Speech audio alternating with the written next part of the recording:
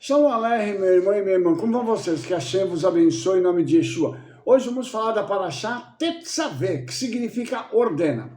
E só para nós mantermos o nosso ritmo, nós vamos começar lá em Hebreus capítulo 13, a partir do verso 10, que diz assim: temos um altar do qual não tem poder para comer os que servem ao tabernáculo, porque os corpos dos animais eram queimados fora do arraial.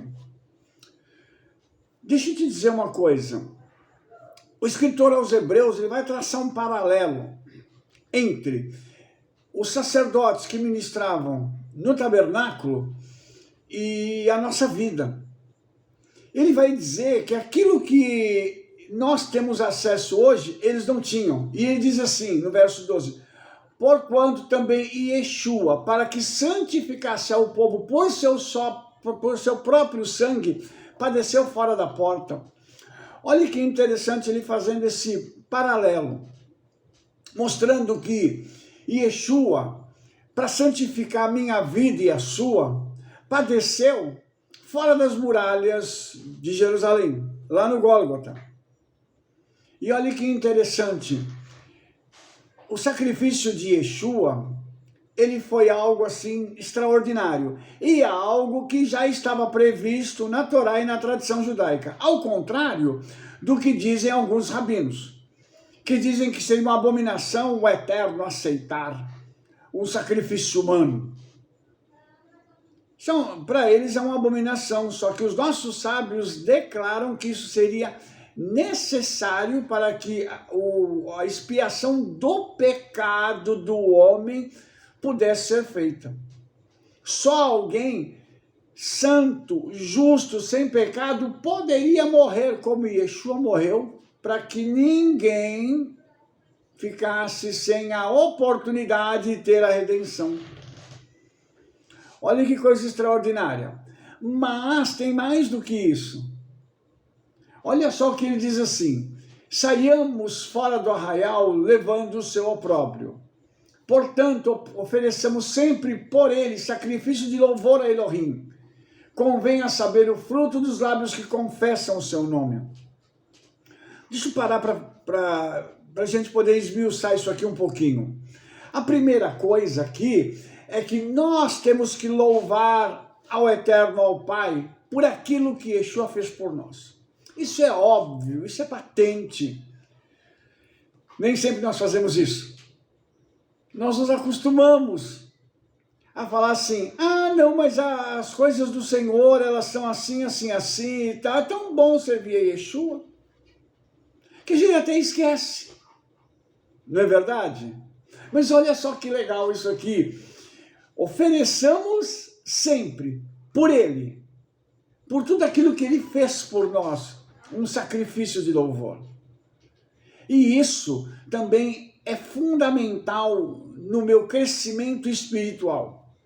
Aí você vai dizer assim, Rabino, mas para mim crescer espiritualmente eu tenho que louvar ao Senhor? Lógico que sim, lógico que tem. E por quê? Porque o louvor ele é uma forma de quebrarem-se barreiras espirituais, mas também é uma forma de confissão.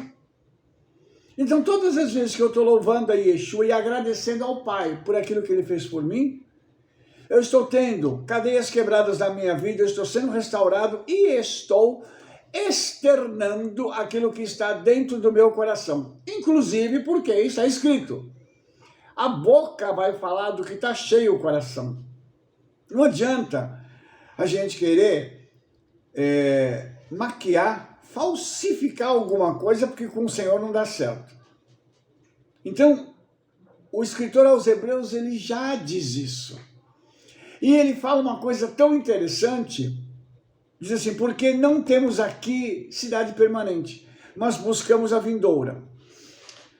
Olha só o que esse verso diz, que nós estamos buscando uma cidade que está na eternidade.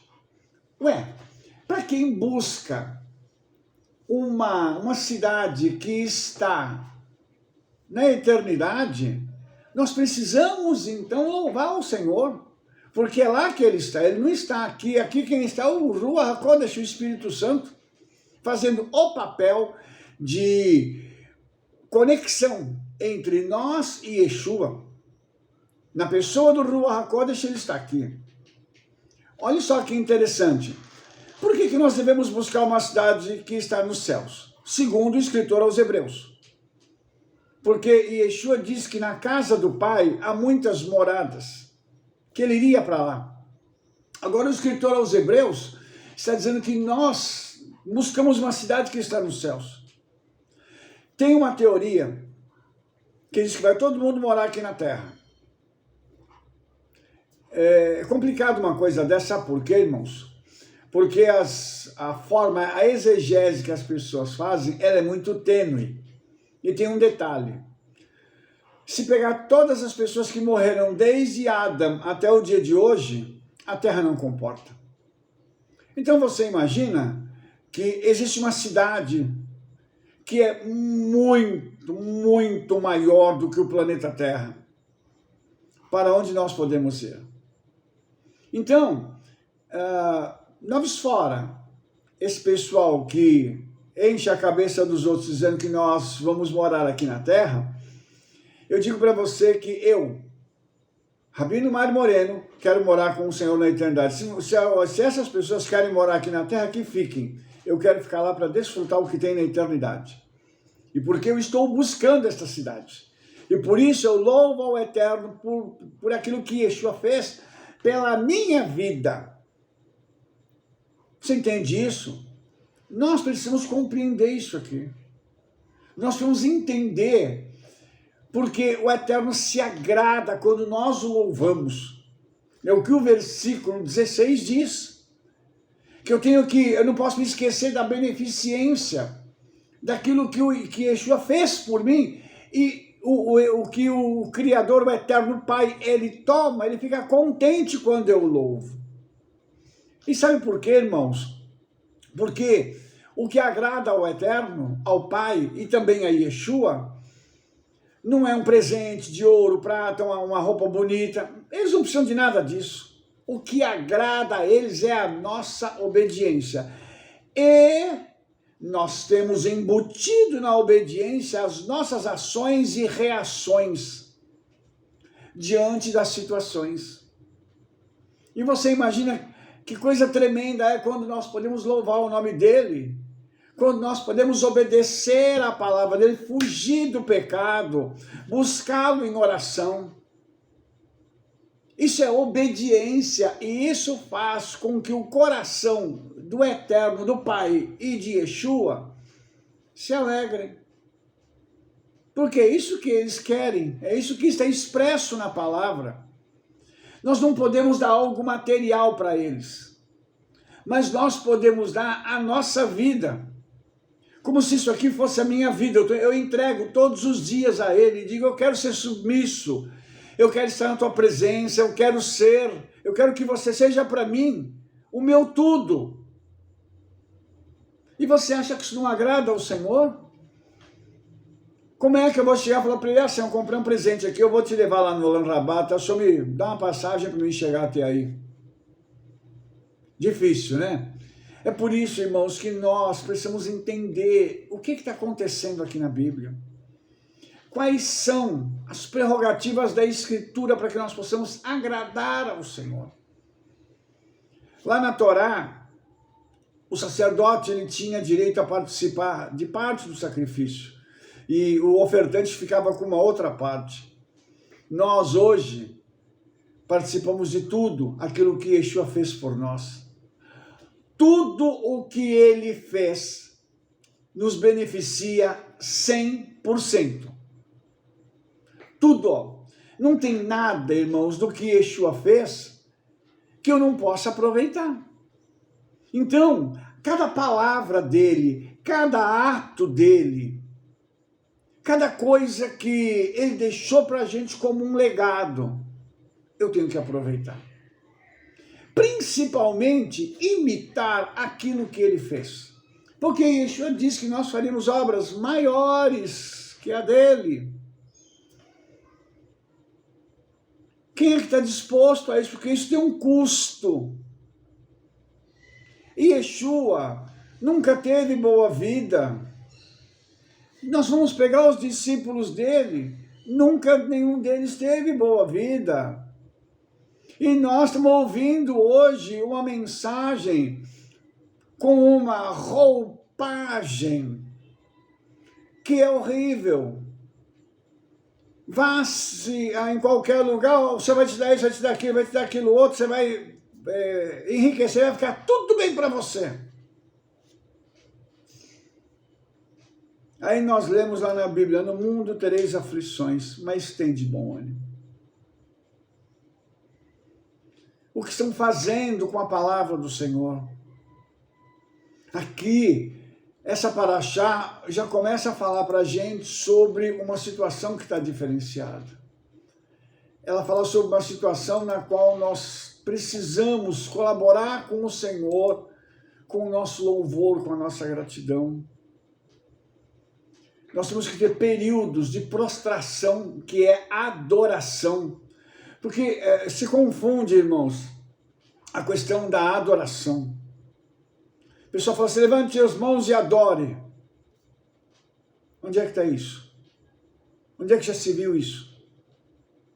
Adorar é colocar a testa no chão, é estender o corpo e ficar lá, largado, entregue, submisso, quebrantado diante da majestade eterna. Isso é adoração. Não é a gente sair cantando e bababá, babá. Isso não é adoração, não, irmãos? Então, você percebe que até os nossos conceitos precisam ser revistos. Nós precisamos compreender o que é, o que a Bíblia quer dizer com isso. Você pega lá, por exemplo, o profeta Ezequiel. O profeta Ezequiel recebe também a planta do templo, aí você vai falando com ele, vai dizendo o que ele tem que fazer, e vai falando do povo, o povo que estava no templo, que estava servindo, que depois o Senhor ia dar um outro templo para eles, mas já estavam na casa lá, servindo ao Senhor de forma completamente errada. O que aconteceu que Ezequiel viu, que Jeremias denunciou. Nós estamos vendo isso hoje. Isso é uma loucura. As pessoas não mudam, irmãos. O produto do qual nós somos feitos é o mesmo. Não adianta a gente querer falar que nós somos melhores do que eles. Ah, se eu visse naquela época eu não negava Yeshua. Mentira! Negava sim. E alguns de nós fariam coisas piores ainda. Dizendo que somos crentes. Você entende? Então, irmãos, nós temos que tomar a Bíblia e falar assim, meu pai, eu preciso me consertar. Eu preciso me colocar dentro do padrão. Não adianta ter um templo, não adianta ter um local. E aquele local ser cheio de blá, blá, blá e vazio da presença. Vazio da unção. Vazio dos milagres, da glória de Yeshua. A pergunta é o que adianta isso?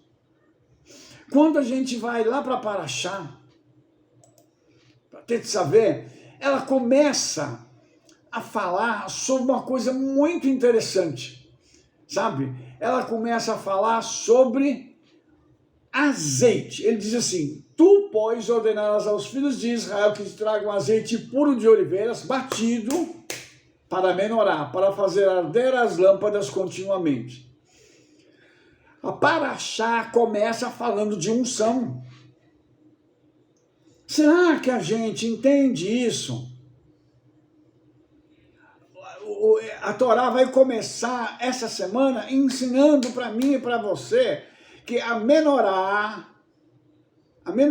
que representa a nossa vida em plenitude, precisa de azeite puro. Não é qualquer um, é aquele que é batido, esmagado, macerado.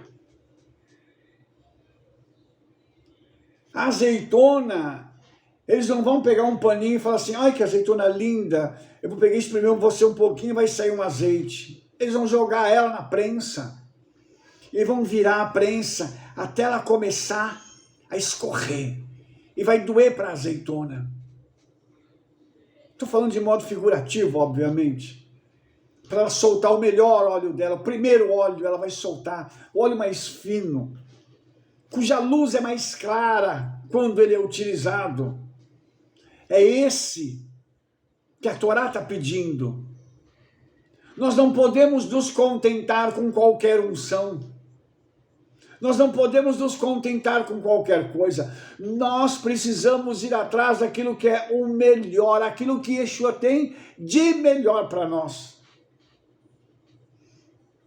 A menorá, ela é um objeto muito interessante. Mas para que a menorá possa cumprir o seu propósito, ela precisa de duas coisas: o azeite e o pavio. Para que ela seja acesa, precisa de um pavio. E geralmente, é esse paviozinho pequenininho, nós chamamos de pitilite. Coloca o pitilite ali e acende. E aí, irmãos, é uma coisa tão extraordinária, nós começamos a compreender que a unção precisa de algo para fazer contato e o fogo acender. E esse pavio são os nossos desejos, são aquilo que está dentro do nosso coração, para a gente poder falar assim: eu quero essa unção, eu quero que a minha lâmpada esteja acesa. Nós vamos estudar Levítico. Lá no livro de Levítico está escrito assim: o fogo arderá continuamente sobre o altar e não se apagará. O altar do nosso coração. E aí vem a pergunta: ainda existe fogo no meu altar? O altar, que outrora foi um altar onde o Senhor tinha liberdade para vir descer com o seu fogo e consumir a oferta. Esse altar está sendo abastecido com madeira, esse altar está sendo cuidado, ele está sendo limpo. Para que esse altar possa cumprir o seu propósito, somos nós. Será? Então, irmãos, nós precisamos parar para repensar muitas coisas. A Torá, ela nos dá muitas dimensões. E aqui eu quero falar um pouco também sobre essa questão do óleo, dessa unção, que tem gente que não acredita, tem gente que acha que é só unção e que exagera na hora de usar aquilo que o Senhor deu. Os dons, eles são coisa maravilhosa, mas eles têm que ser usados com critério. Rabino Shaul, lá no livro de Coríntios, ele dá os parâmetros como utilizar os dons. Não é de qualquer forma, não é em qualquer lugar, não é a qualquer hora. Então, quando nós estamos falando do azeite, a unção, nós estamos falando de algo que é precioso, irmãos. Algo que era utilizado não só para poder acender a menorá, mas o azeite ele era usado para outras coisas, entendeu? Então o azeite ele tinha um simbolismo muito grande. Ele era utilizado, irmãos, para passar na pele, para curar. Ele era usado para temperar. Ele era usado como um objeto de unção para separar uma pessoa dentro de um grupo. Homens eram ungidos com azeite. Dada a importância dele, não pode ser qualquer um. Então, quando nós estamos falando sobre a palavra do Senhor, nós estamos tentando entender a palavra do Senhor, nós temos que ter ao nosso redor e ter contato com homens que conheçam essa palavra de forma profunda, para que quando eles abrirem a boca, eles poderem trazer edificação. Entretenimento? Não precisa. Eu acredito que ninguém vai à igreja para poder se entreter. Eu não acredito que as pessoas vão lá para estar encontrando com outras pessoas. Eu não acredito que as pessoas vão lá por obrigação. E eu acredito que todos os crentes vão à casa do Senhor porque querem ter um encontro com aquele que é o dono de todas as coisas. Então, quem vai para o altar, vai para uma bimá, para um púlpito, para poder trazer uma drachá, uma mensagem, precisa fazer isso de forma consciente. Tem que haver uma unção nessa pessoa. Mas junto com a unção tem que ter conhecimento. Quando Moshe está dando essa instrução do que o povo tem que trazer, quando ele fala do azeite, ele não está falando do azeite de uma forma aleatória, ele está dizendo, ele vai ter uma utilização sagrada. Veja bem, a menorá ficava no lugar santo. Ela precisava ser acesa, depois que ela foi acesa a primeira vez, ela tem que ser mantida acesa, para que a luz do Eterno possa estar naquele lugar. Então você imagina que quando nós transportamos isso para a nossa vida, uma vez aceso, tem que continuar aceso. Tem que ter alguém que vai lá, vai limpar. Tem que ter alguém que vai pegar, vai trocar. Quando o azeite está acabando, ele vai lá e alimenta e coloca mais. Você entendeu isso? Então, isso serve de parâmetro para a nossa vida. Mas não pode ser qualquer azeite. Quando nós vamos à congregação, sinagoga e à igreja, nós já temos que ir com azeite. Porque tem gente que vai lá buscar azeite e nem sempre esse azeite é de qualidade. O que nos traz um outro problema. Quando alguém recebe algo que não é de qualidade, o resultado na vida dessa pessoa não é satisfatório. E aí a pessoa culpa quem? O Eterno. Ah, Senhor, porque o Senhor não está fazendo. Se acontece qualquer problema na vida dessa pessoa, quem é o primeiro que ela deixa? O Eterno. Ela larga Yeshua e fala assim, vou embora. Largou Yeshua, ela já sai da igreja, da congregação, da sinagoga.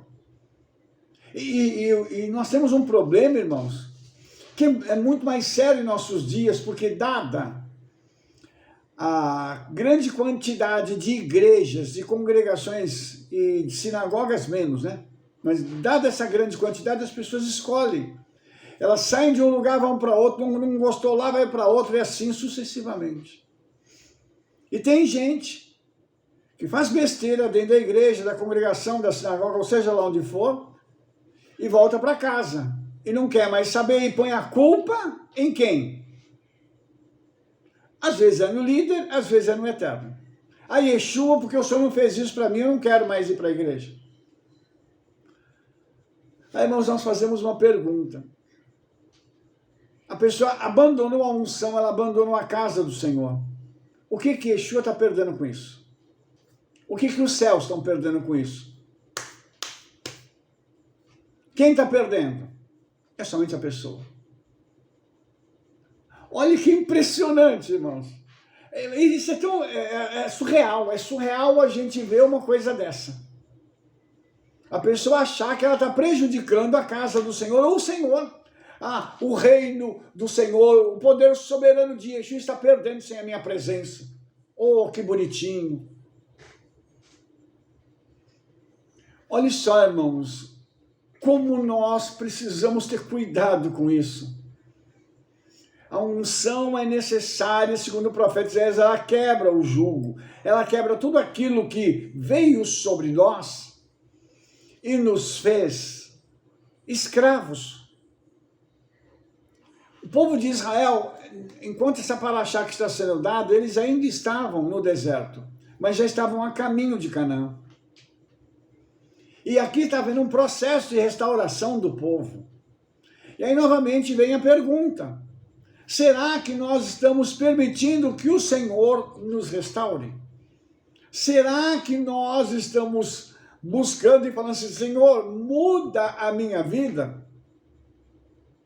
Porque para fazer aquilo que está escrito lá em Hebreus, e louvar ao Senhor pelo sacrifício de Yeshua, e louvar ao Senhor por todos os atos dele, ainda que as coisas não estejam acontecendo da forma como nós queremos, isso é um ato de confiança nele, mas é um ato que traz a restauração. E Yeshua não precisa de restauração. Os seres celestiais, anjos, arcanjos, serafins, querubins e os outros não precisam. Se tem alguém que está precisando de algo, somos nós. Então, nós deveríamos entrar e falar assim, eu quero mergulhar na palavra do Senhor e eu quero ser transformado. Olha só o que tem aqui em Êxodo 28, 2. Presta atenção nesse versículo, olha só. Ele diz assim, e farás vestidos santos a Aharon, teu irmão, para glória e ornamento. Nós temos que mudar as nossas vestes. Não é só receber a unção. A unção ela é uma parte, mas eu tenho que mudar as vestes, eu tenho que ter santidade, eu tenho que ter transformação, porque essas vestes são santas. Os irmãos entendem? Então, essa veste aqui, ela dá um caráter diferenciado para a pessoa que as possui.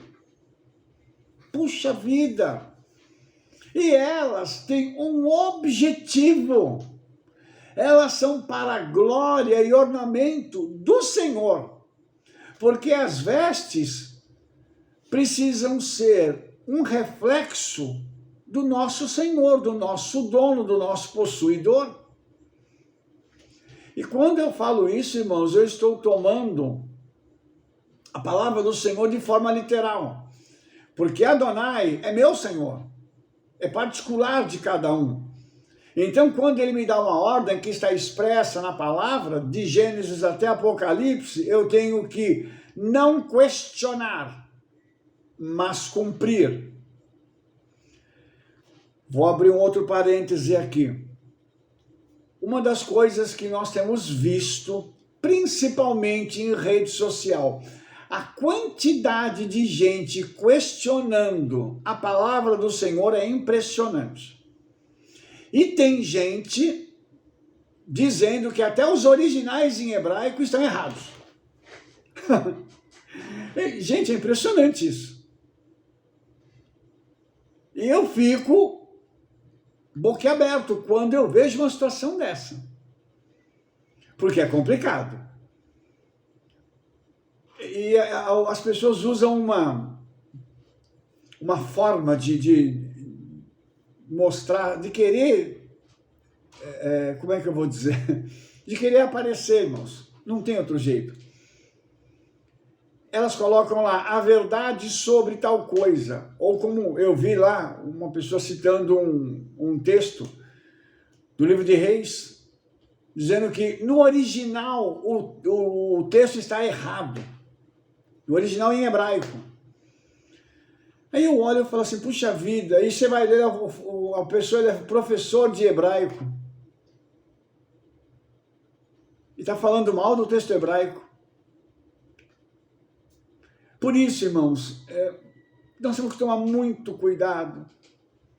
Porque quem se levanta contra a palavra do Eterno, está se levantando contra o próprio Criador. Quem se levanta contra um filho de Yeshua está se levantando contra ele. Então, é prejuízo para todo mundo que faz essas besteiras. E eu também não consigo compreender, irmãos, porque a Torá é tão clara, eu tenho que mudar as minhas vestimentas. Eu tenho que ter vestes de um homem justo. As irmãs têm que ter vestes de mulheres justas. E não é só na aparência. A aparência é uma coisa. É na vivência, é no meu desenvolver de relacionamento com o próximo. E a gente pega, vai para a rede social e acontece tudo isso. Isso para mim é impressionante. É inadmissível. Porque pessoas estão se levantando para questionar a própria palavra do Senhor. Então, é claro, irmãos, que existem problemas na tradução. Isso tem. Mas daí, para mim, negar a palavra, tem uma distância muito grande. Quando às vezes as pessoas me perguntam e falam assim, Rabino, o que você acha da tradução da Brit Hadashah? Eu falo, está sofrível. Mas ela não foi alterada na essência no que diz respeito à salvação. Isso não foi mexido. Mas existem detalhes que ajudariam uma melhor compreensão do texto. Isso também é óbvio. Porém, irmãos, nós não podemos criticar a palavra. A palavra ela é inspirada, ela veio dos céus para nós. O que nós estamos lendo aqui são as palavras do Eterno que Moshe está transcrevendo. São instruções celestiais. Você entendeu por que eu não posso jogar a Torá fora? Tem gente que fala assim, a Torá foi abolida. Essa riqueza aqui, estão jogando tudo fora. Você entendeu? Só que as pessoas nas igrejas vêm buscar os princípios na Torá. Principalmente honra, dinheiro. Essas coisas eles vêm na Torá buscar, mas eles dizem que foi abolida. Então nós temos um contrassenso aqui, muito grande. E aí, essa veste não é uma veste nova. É uma veste antiga dessas pessoas, porque continuam cometendo os mesmos erros. As mesmas situações que tinham no passado persistem no presente. Irmãos, só para a gente mudar de assunto, deixa eu só terminar falando uma coisa aqui. Eu estou caminhando com o Yeshua há 45 anos. A pessoa que eu era lá atrás, aquele rapaz que com 18 anos se converteu, não é mais o mesmo hoje. Aquele homem morreu. Morreu de verdade. Hoje tem uma outra pessoa aqui. E eu ainda estou em transformação. Eu sei que tem muita coisa que eu preciso melhorar. É por isso, irmãos, que a gente tem que olhar para a palavra e falar assim, eu preciso me revestir de um novo homem. Em Yeshua. Por isso que quando Moshe falou assim, confeccionem vestes santas para Aharon, que serão para glória e ornamento. É porque Aharon, quando ele estivesse com a roupa do Cohen Agadol, do sumo sacerdote, ele deveria espelhar o Cohen Agadol no céu. Yeshua. Você entendeu? Então, a responsabilidade que a gente carrega é muito grande. Tudo aquilo que nós temos dentro de nós tem que espelhar aquilo que Yeshua tem nele. Ah, Rabino, mas é impossível nós sermos como Yeshua. Mas nós temos que tentar. Nós não podemos simplesmente falar assim, é impossível, eu vou continuar sendo essa coisa aqui. E cometendo os mesmos erros e fazendo e piorando. Não dá. Então nós temos que buscar isso. E nesse aspecto nós precisamos pedir ao Ruach HaKodesh, ao Espírito Santo, me transforma, eu entrego a Ti a minha alma, os meus desejos, os meus pensamentos, eu entrego tudo. Porque só Ele é capaz de pegar a gente e transformar.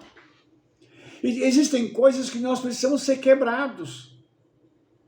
Por isso, uma das coisas que acontece no tabernáculo é que e quando entra no tabernáculo tem uma porta. Passou por essa porta, tem um altar de sacrifício.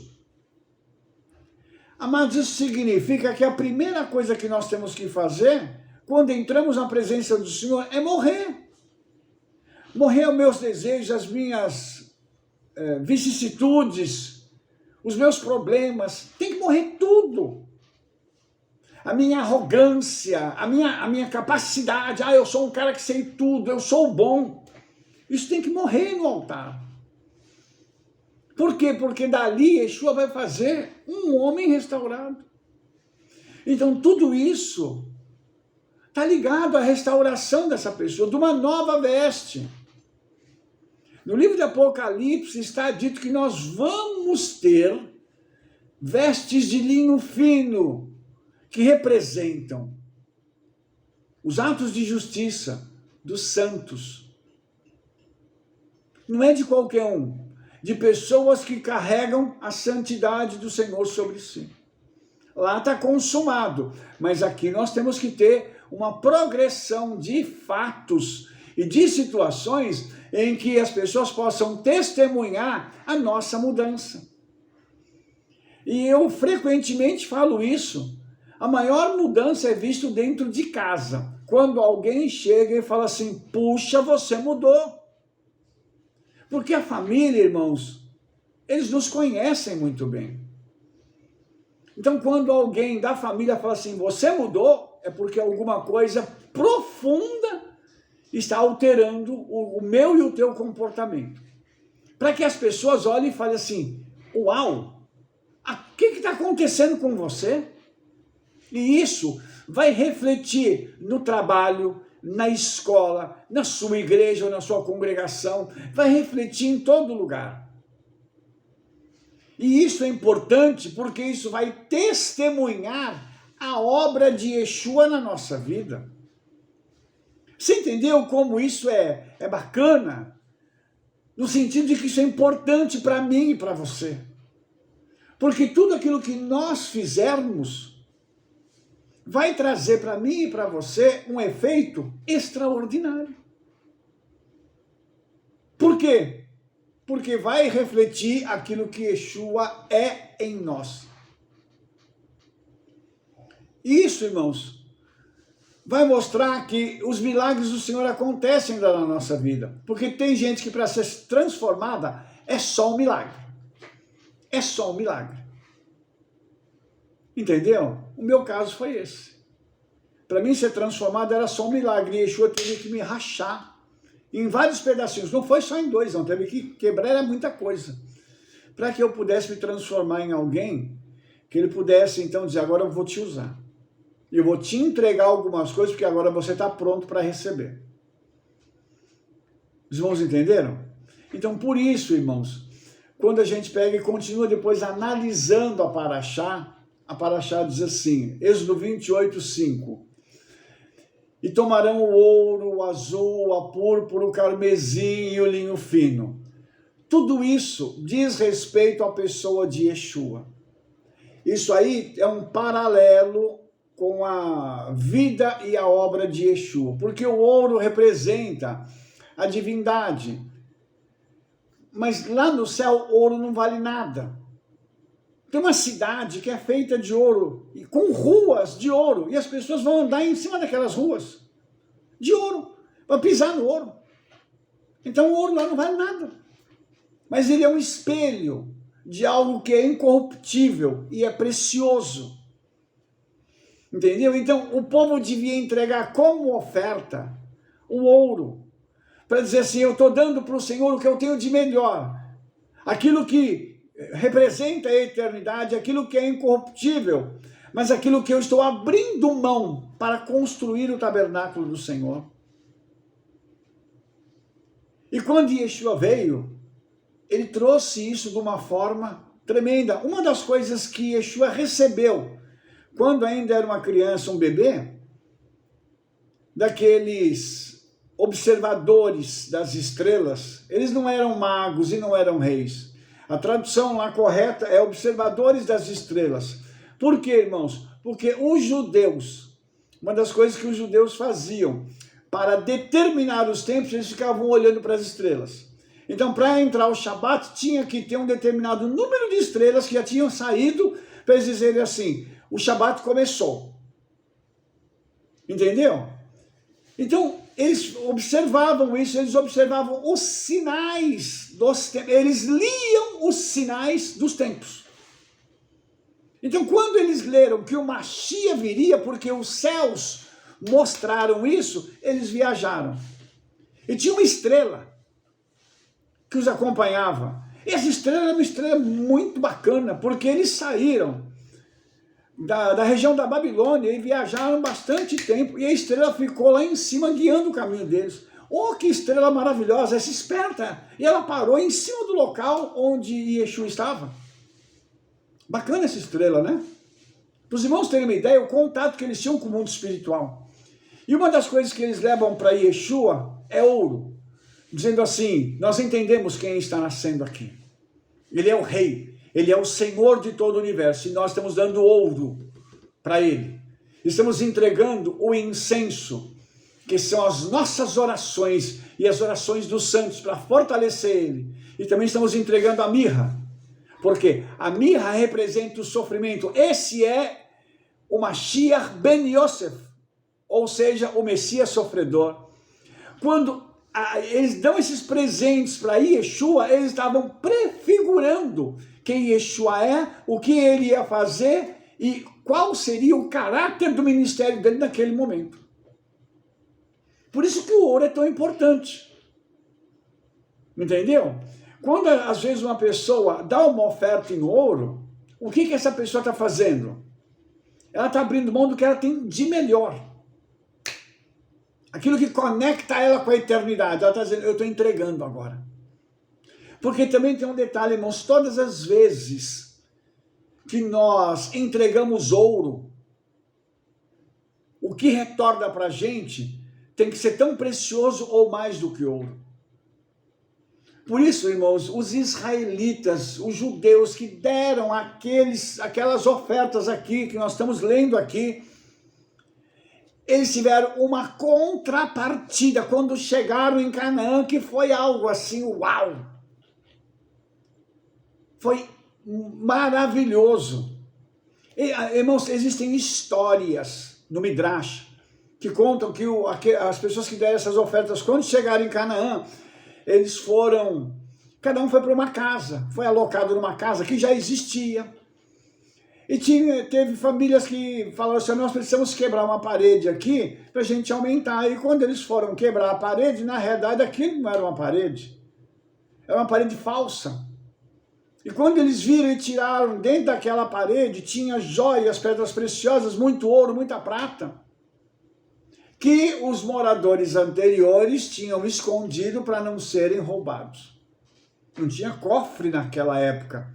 Vamos combinar isso aqui. Os irmãos entenderam isso? Então, é isso que a gente precisa começar a compreender. As ofertas que eles estão dando aqui, que estão sendo relatadas aqui, dissecadas aqui, elas produziram algo fantástico na vida deles. Só que está relacionado com a pessoa de Yeshua. O azul, ela fala sobre Yeshua como Ben Elohim, o filho de Elohim. Você lembra que o azul está ligado com a safira, né? E a safira, eu já falei para vocês aqui, que ela fazia parte do trono do Eterno. O trono do Eterno, ele é azul safira. Já imaginou que lindo? Isso estava no tabernáculo, depois foi colocado no tabernáculo. Olha que coisa fantástica, maravilhosa isso aqui. Gente, que lindo. E quando nós temos o azul, por exemplo, o azul royal, na bandeira de Israel, que também aponta para isso, o azul e o branco, a gente começa a falar assim, gente, isso aqui é maravilhoso, porque está conectado com o trono do Eterno. Então, a bandeira de Israel com a Magen de Davi, a estrela de Davi, em azul, e as faixas em azul, estão conectadas ao trono. Isso é lindo, irmão, isso é algo assim surreal. E a gente começa a entender que a Bíblia está cheia de sinais que apontam a cada instante para Yeshua. A Torá inteirinha, os profetas, os livros históricos, todos eles estão apontando para Yeshua. Você entendeu? Então, quando a gente pega uma coisa dessa aqui, e nós temos o devido conhecimento para interpretar, porque tem isso também, né? Não adianta chegar e jogar uma besteira aqui, falar uma abobrinha, e o pessoal fala, oh, que lindo! Não, é fazer a interpretação correta, para fazer a conexão. Olha só que maravilha. Aí nós continuamos, uma das outras coisas que tinham que ser ofertadas era púrpura, argamã. A púrpura era a cor que os reis se utilizavam, para poder demonstrar para o povo a grandeza do seu reino. Porque era muito caro para se tingir um pano com essa cor. Então, você imagina que Yeshua estava representado no tabernáculo como o rei, o dominador de todo o universo. E olha que interessante, por que o Senhor aparecia em cima da arca, com aqueles dois querubins? Porque ele é o rei que se assenta sobre o trono. Então, quando o tabernáculo tinha essa cor púrpura, ele estava dizendo, aqui é a habitação do rei. Depois tem o carmesim, que é aquele vermelho sangue, nos mostrando que esse mesmo que é rei, é também o Salvador, ele é o remidor. Porque ele aponta para o Cordeiro, que morreu, mas que, segundo o livro do Apocalipse, está vivo para todo sempre. Aleluia! Então, olha só que coisa interessante, isso tudo no tabernáculo. Isso é para compor o tabernáculo, o lugar onde o Senhor habita. Então, para cada lugar que eles olhavam, eles tinham uma referência a Yeshua, a obra que ele haveria de fazer. Olha só, por que Yeshua é rei, é salvador, mas também teve que sofrer por nós? Logicamente, você já deve ter visto nos meus vídeos anteriores que eu mostrei para você que Yeshua nos criou. E que quando Yeshua nos cria, e depois, através de Adão, e depois Adão peca, e a nossa vida acaba sendo invadida pelo pecado, que trouxe uma série de consequências, e uma delas foi a morte. Nós perdemos a vida eterna que estava em nós. O homem era um ser eterno. O homem não era para morrer. O homem não era para ter nunca doença. O homem não era para nunca ter problema de nada, enquanto ele continuasse vivendo naquele padrão de santidade. Quando o pecado entra, ele traz uma quebra terrível, e tudo isso invade a vida da humanidade. E nós hoje ainda estamos sofrendo as consequências como no efeito cascata disso tudo. Quando Yeshua vem, ele precisa vir como rei, porque ele é o governador de todas as coisas, inclusive do mundo espiritual, mas ele tem que vir como salvador. Entendeu? Então ele tem que se submeter como rei a morrer como um salvador, a sofrer pela criação dele. Por quê?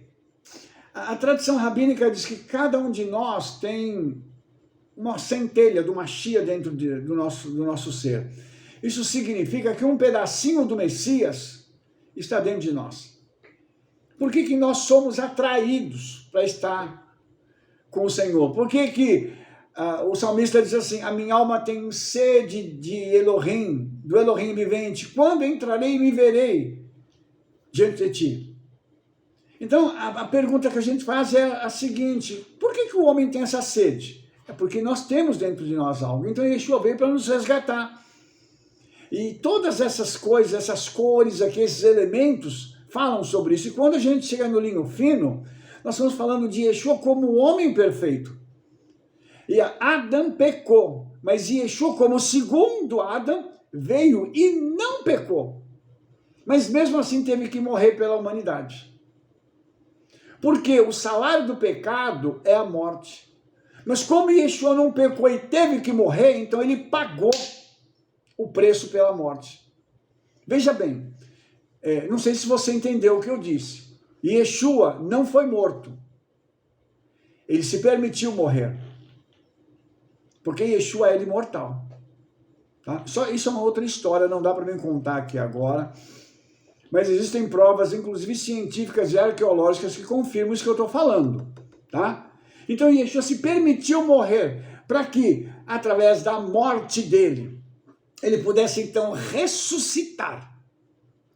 Para que ele pudesse chegar na presença de Hassatã e dissesse assim, acabou. Agora eu tenho a autoridade, e esses que estavam debaixo do império da morte, agora eu vou arrancá-los dali. Todos aqueles que quiserem, eu arranco do império da morte. Então, irmãos, tudo isso está prefigurado aqui no tabernáculo. Esse linho fino fala sobre o perfeito vindo resgatar o imperfeito. Entendeu? Então, Yeshua está dando a mim e a você a oportunidade de nós andarmos com ele no caminho. Esse andar com ele no caminho vai permitir que a gente possa, então, no momento da nossa morte ou do arrebatamento, estarmos com ele. Aí acabou. Nós não corremos mais risco de nos perder. Mas até então, a gente ainda tem que tomar cuidado com aquilo que a gente está fazendo, com aquilo que nós estamos falando, pensando, buscando, para que nós não nos percamos. Por quê? Porque quando o tabernáculo ele foi construído, o povo de Israel devia olhar e ver o quê? Não só a presença do Eterno, que estava clara ali, como também a figura do remidor, do Salvador, do Senhor, daquele que os colocaria em Canaã. Vocês entenderam? Então, isso é uma coisa muito linda, porque quando o Senhor separa uma tribo, que é a tribo de Levi, e obviamente você sabe que o nome Levi significa junto, ou seja, o Senhor separa uma tribo para ele, para ficar junto, colado no Senhor, para que aquela tribo receba então as orientações dos céus e possa repassar para o povo. Então, quando Moshe recebe a Torá, ele está com Arão do lado, eles estão recebendo juntos. Então, Moshe recebe e instrui Arão, e Arão vai instruindo os outros. Então, a informação que Arão recebe é uma informação para ele poder cuidar do povo, para ele instruir o povo, para ele fazer o serviço sacerdotal para agradar ao Senhor. Então, foram instituídas as formas de fazer o serviço. Inclusive, vou te adiantar uma coisa aqui, que nós vamos depois fazer um vídeo sobre isso. A palavra culto na Bíblia não existe. Lá, a palavra que aparece em hebraico é serviço. Por isso nós não dizemos, nós vamos ter um culto lá na congregação, numa sinagoga, dizendo, nós vamos ter um culto. Nós vamos ter o serviço XYZ. Hoje tem serviço de oração. Aí depois nós temos serviço de Shabat. Os irmãos entenderam? Aí depois nós temos o serviço das festas. E assim sucessivamente. Então tudo isso conectado com a Bíblia, com algo que foi dado pelo Eterno para Moshe, depois foi repassado para Arão, para ele poder então cuidar da forma como o povo haveria de receber, e o povo seria então instruído para vivenciar isso. Entendeu? Então o povo sabia que para eles chegarem na presença do Eterno, eles precisavam de santidade. Eles não poderiam chegar na presença do sacerdote e depois do Cohen Agadol de qualquer jeito. Não dava para fazer isso. Então, tinha que haver uma preparação. Então, uma coisa que a gente também precisa fazer é o seguinte, uma das coisas que a gente percebe que acontece muito, o pessoal vai para a igreja, e aí, na hora do louvor, o pessoal tem aquela, vamos chamar de função, né? De esquentar o povo, de levar o povo, né? Só que o povo já devia chegar pronto. Mas não é assim que acontece. Então, a gente precisa desses ajustes para que isso possa acontecer. Porque o líder, a posição dele é tão séria que ele precisa não só instruir o povo, mas de certa forma ele carrega o povo nas costas. Vou te mostrar isso aqui agora. Êxodo 28, do 9 ao 12, diz assim: E tomarás 2 pedras sardônicas e lavrarás nelas os nomes dos filhos de Israel, 6 dos seus nomes numa pedra e outros 6 na outra pedra, segundo as suas gerações, conforme a obra de lapidário, com o lavor dos selos lavrarás estas 2 pedras, com os nomes dos filhos de Israel, engastadas ao redor em ouro as farás, e porás as 2 pedras nas ombreiras do éfode, por pedras de memória para os filhos de Israel. E Aharon levará os seus nomes sobre ambos os seus ombros, para a memória diante do Eterno. Olha só o sacerdote carregando as 12 tribos. Nos ombros, literalmente, estava carregando o nome deles. Você entende, então, como que é a responsabilidade de um líder? Você entende, então, que quando nós olhamos para isso aqui, nós estamos vendo o papel de Yeshua carregando a nação nas costas, ou melhor, nos ombros, sendo responsável pela nação, sendo responsável pelo seu bem-estar, sendo responsável por ensinar a eles as coisas corretas, para que eles possam responder em obediência àquilo que foi ensinado. O maior ensino que tem, sabe qual é? É aquele que é replicado. Então, eu, por exemplo, como rabino, como líder da congregação, a coisa que mais me alegra é quando eu ensino algo e vejo os meus irmãos replicando aquela informação, aquele ensino. Isso é maravilhoso porque a vida deles vai crescendo, não só individualmente, mas coletivamente. Então, quando os nomes foram colocados nos ombros de Aharon, ele carregou aquilo, ele tinha uma responsabilidade. Então, nós que somos os líderes, também carregamos isso, e Yeshua carregou isso de uma forma multiplicada, porque ele não carregou só de Israel, ele carregou de todo ser humano, porque o objetivo era que todo ser humano pudesse ser salvo. E aí nós temos novamente uma realidade, uma parcela muito pequena da humanidade vai estar com o Senhor, porque os outros não querem. Infelizmente, irmãos, nós somos obrigados a declarar algo que é muito pesado para a gente. As pessoas preferem o mal do que o bem. Elas preferem desfrutar aqui na terra do que pensar na eternidade.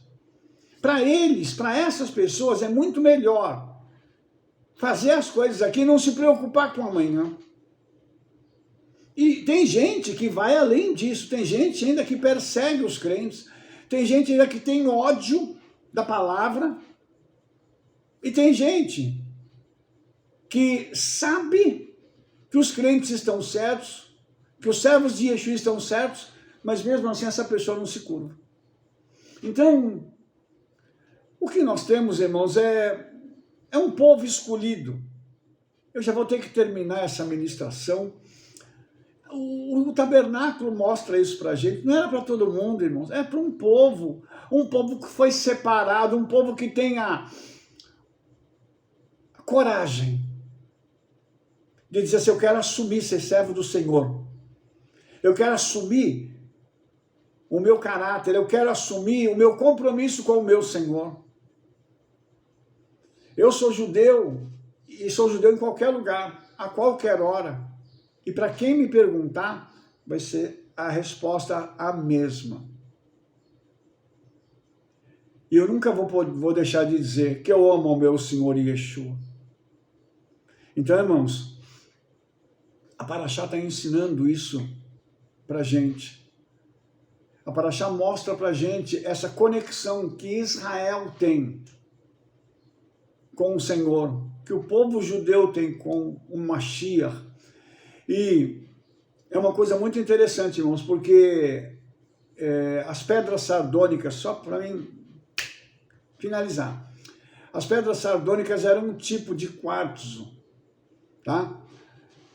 Criptocristalino, e relacionados com a ágata e uma série de outras coisas, com faixas vermelhas e brancas. E aí, o Targum, ele fala sobre o Shoham, tá? Que é a tradução Evnei Shoham, tá? A pedra sardônica. Ele fala sobre isso, e o Shoham era uma das pedras que estavam lá no Gan Eden, no Jardim do Éden. Então o tabernáculo, até nas pedras que o Cohen Agadol carregava, elas têm uma ligação com o nosso lar, com o Gan Eden, o lugar de onde nós viemos e para onde eu desejo voltar. Eu não sei você, mas o desejo da minha alma é me reunir de novo com o meu Senhor. Porque a tradição rabínica diz que Mashiach está no Gan Eden, junto com os seus, e todos os dias, à meia-noite, os portões do Gan Eden se abrem e ele vai estar com o seu povo para depois poder desempenhar suas funções. Que o Todo-Poderoso nos ajude a entendermos que Tetzaveh ordena, diz ao povo para fazer isso, porque a ordem tem um efeito conector, conectando a minha vida e a sua com a eternidade, com Yeshua novamente. Que nós não percamos essa conexão por nada, porque o momento está muito próximo em que nós estaremos com Ele para todo sempre, em nome de Yeshua. Amém? Se você gostou desse vídeo, dê um like, favorite, clique no sininho para você receber todas as nossas recomendações e espalhe para todo mundo o trabalho que nós estamos fazendo, porque nós nos veremos no nosso próximo vídeo. Shalom, shalom, Shabbat Tov, Toda Rabá, Beshem Yeshua Mashiach, Amém, Amém.